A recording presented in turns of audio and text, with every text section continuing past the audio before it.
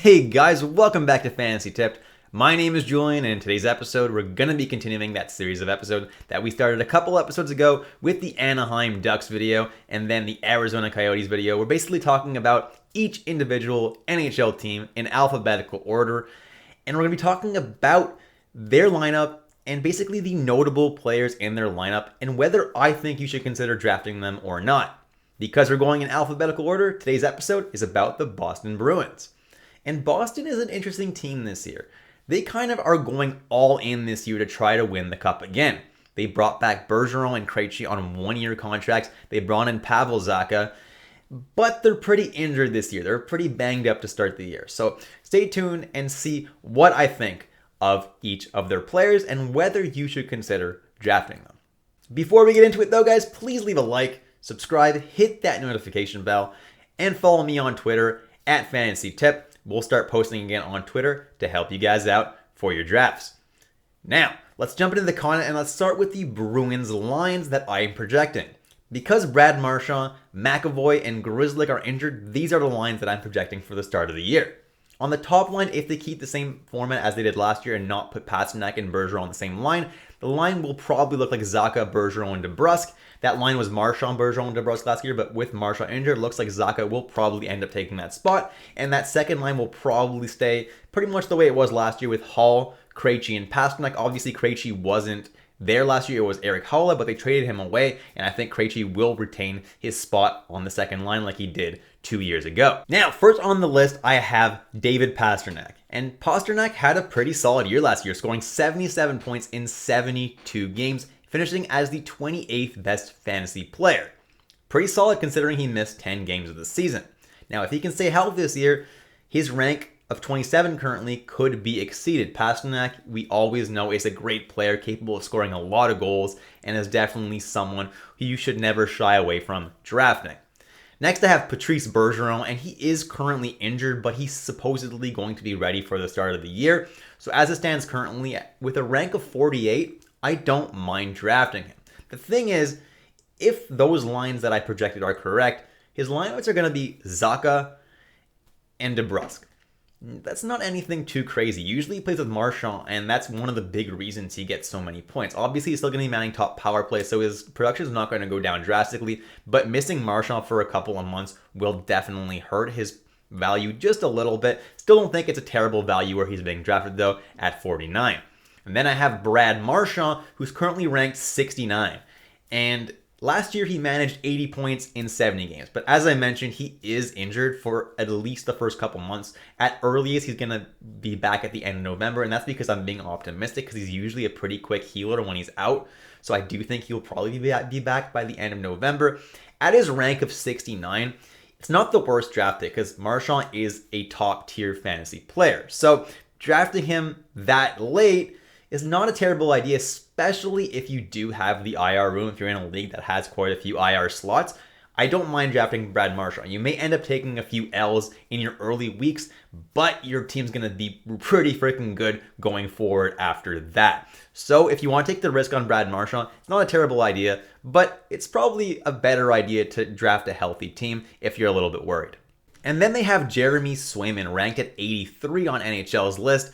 And he is projected to be the starter in Boston, right? Last year, he had an awesome year with 23 wins, solid save percentage, looked really, really good for Boston. The thing is, they still have Linus Ullmark signed to a really long-term contract, and Linus Ullmark wasn't terrible last year, so the goaltender split is still going to be pretty even. Boston likes to split their goaltending duties pretty evenly, and it's been like that for many years, so it's not going to suddenly be Swayman getting like 75% of the starts. It's probably going to be a 60-40 split at best for Swayman, which is why I don't absolutely love drafting Swayman, especially in points-based leagues, but if you're in a Cats league and you just need that solid save percentage, those wins, and that goals against average, I don't hate Swayman. In points-based leagues, though, you could probably get someone who's going to start more games than Swayman, though. And then I have Charlie McAvoy. They have him ranked at 99 overall, and McAvoy's out until the beginning of December, so it's not exactly great. He's missing the first couple months of the season, and he's ranked pretty early, all things considered. He finished as the 61st best fantasy player last year, and once he does come back, guys, he's going to be manning that Bruins top power play, and he's going to be, once again, a super solid producer. He's someone that blocks a lot of shots as well. I definitely love me some Charlie McAvoy. So again, guys, if you're in a league with a lot of IR spots, and you want a really solid defenseman that you can grab pretty late in the draft, it's not the worst idea to grab McAvoy here, but he is going to miss a couple months. Even though your team will be pretty electric later on in the season, you're probably taking a few L's early on if you draft guys like Marchand and McAvoy. And then I have Taylor Hall, and to me, he's the best value out of everyone I've listed so far. Last year, he ended up with 61 points in 81 games, had a really solid bounce back year, played the whole season with Pastrnak pretty much, and I see that happening again. He's probably going to play the year with Pastrnak again. He ended up being the 99th best fantasy player, and he's currently ranked 174. So that's pretty freaking good value. I think he's going to have a pretty similar season.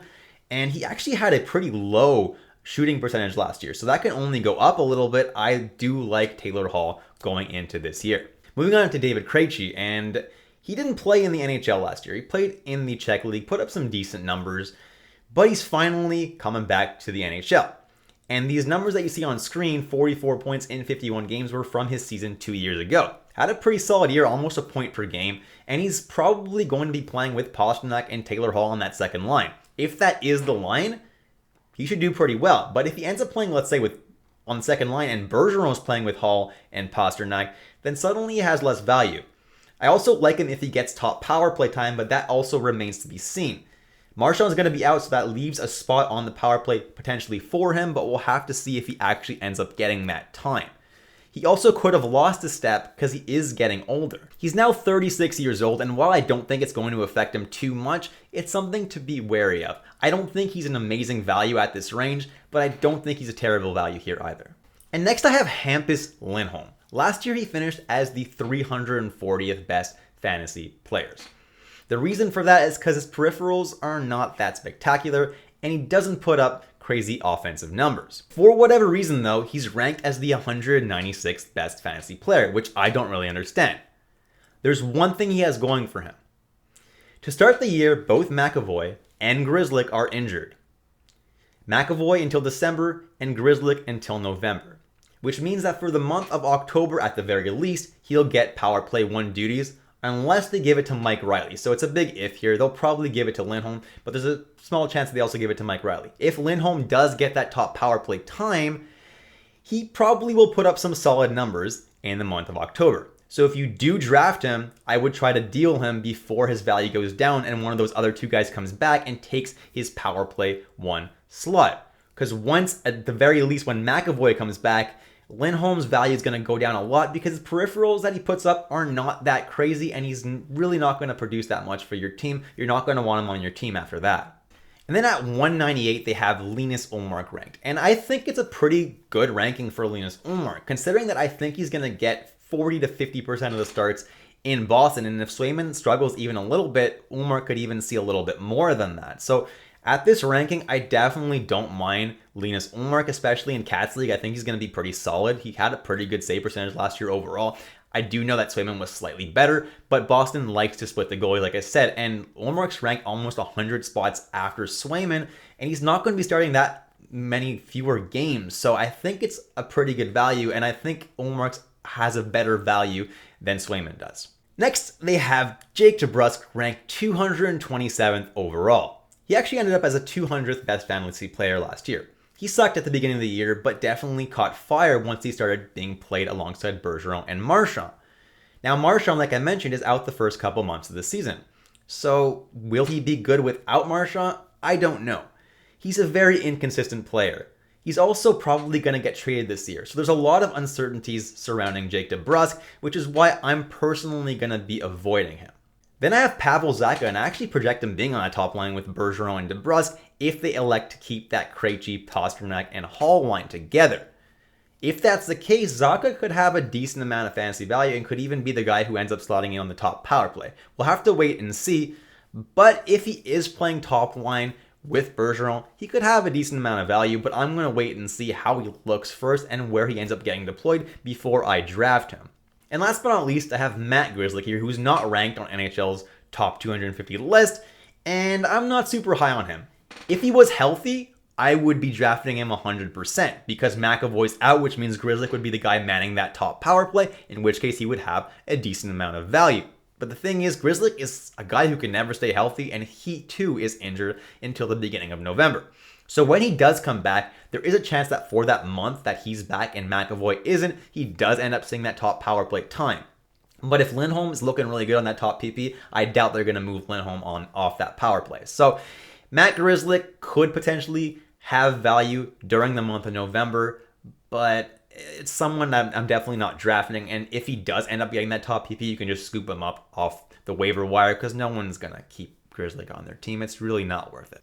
And that's it, guys. Thank you so much for watching all the way through. If you like this video, please leave a like. Hit that subscribe button and hit that notification bell if you want notifications every time I post a video. Going to be posting a bunch of preseason content, which should definitely help you out for your drafts. Until next time, guys, I'll catch you in the next episode of Fantasy Tips.